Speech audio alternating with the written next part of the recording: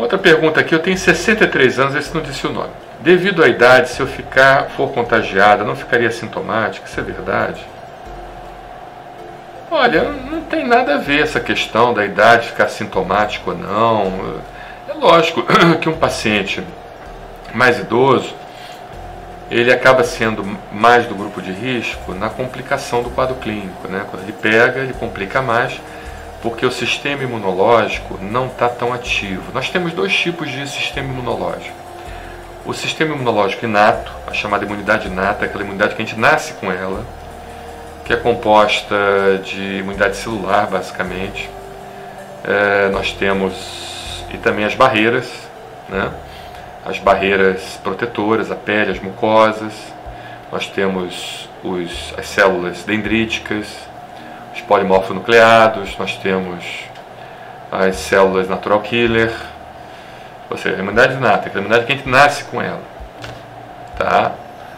E essa imunidade inata, ela vai sendo substituída pela chamada imunidade adquirida, aquela imunidade que a gente vai adquirindo com o tempo, porque quando a gente nasce, a gente adquire passivamente a imunidade adquirida da mãe, os anticorpos da mãe, que junto com a imunidade nossa, que nós nascemos com ela, que nos defende. E a gente vai envelhecendo, então a gente vai sendo exposto às vacinas, exposto ao próprio ambiente, à alimentação, às toxinas, às bactérias, a tudo que você imaginar. E aquilo ali vai transformando a sua imunidade, que você nasce com ela, chamada imunidade inata, na chamada imunidade adquirida. Por isso que o paciente jovem, ele não sofre tanto de Covid. Por quê? Porque parece que a imunidade inata, aquela imunidade celular, aquela imunidade que fagocita o vírus e destrói o vírus e que realmente age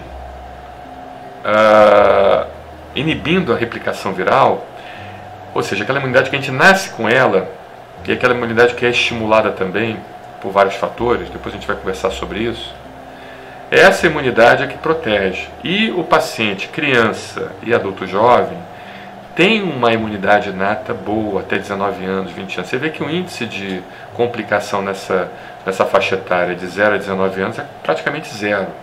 Só pacientes realmente que têm imunodeficiências, que nasceram com imunodeficiências hereditárias, né? Que de certa forma tem alguma complicação mais grave, que venha complicado o Covid-19 nessa faixa etária. E os índices começam a aumentar a partir dos 19, chegando realmente já tendo um salto importante dos 40 até os 54, e depois de 54 até os 65, aumentando um pouco mais, 65 mais ainda e 80 mais ainda. Por quê? Porque você vai substituindo aquela imunidade que você nasce com ela, e você vai substituindo pela imunidade que você vai adquirindo durante a vida.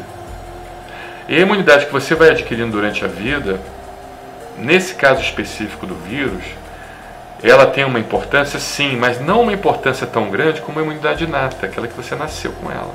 Entendeu? Então é isso. Por isso que o paciente, quanto mais velho ele for, maior a chance dele ter o problema. É interessante também a gente notar que tem estudos sendo feitos relativos à vacinação contra BCG e lugares que têm um alto índice de tuberculose. Ou seja, a vacinação de BCG, que é a vacinação específica para a tuberculose, para proteger você, e o contato com a tuberculose também, parece que dá um certo tipo de proteção. Porque você vê aqui no Brasil, por exemplo, porque estão falando que o Brasil é o segundo país do mundo em mortes. Mas isso é uma coisa um pouco desonesta, entendeu? Porque o Brasil também é o sexto país do mundo em população. Então, se você colocar em termos absolutos, ou seja, se você comparar a população do Brasil, que são 220 milhões de habitantes, com uma população da Itália, que são 40 milhões de habitantes, certamente o Brasil está muito mais abaixo do que a Itália, proporcionalmente, do que os países europeus, né? A Itália, a França e vários outros. A mesma coisa dos Estados Unidos. Os Estados Unidos tem quase 400 milhões de habitantes. Tem 300 e alguma coisa, 380 se não me engano, 360 milhões. É muita gente que mora ali. Então, em termos absolutos, o Brasil está lá embaixo. E existem algumas teses, algumas teorias que mostram que a questão de se vacinar em massa pacientes contra BCG e também a exposição frequente a bactérias, incluindo a tuberculose, faz com que a gente tenha um nível de uma substância do nosso organismo chamada interferon.